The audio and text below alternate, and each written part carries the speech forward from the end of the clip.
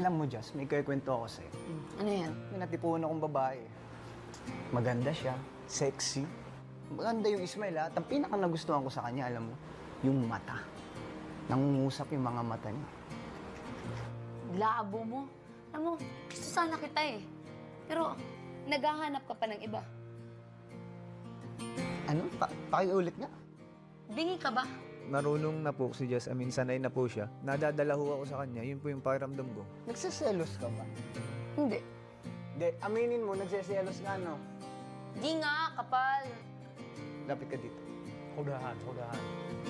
Alam mo, yung babaeng tinutukoy ko, Maganda, matangos ilong, makausap yung mga mata. ikaw yun. Ikaw yung gusto ko, Jess. Hindi, wala na yung script. Joke lang.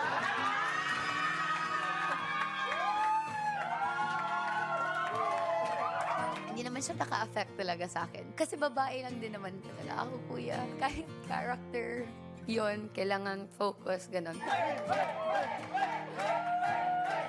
May mga kilig din naman, kuya, na feel here and there. Ay, talaga nga naman. Ang linyahan, mauuwi na ata sa totohanan.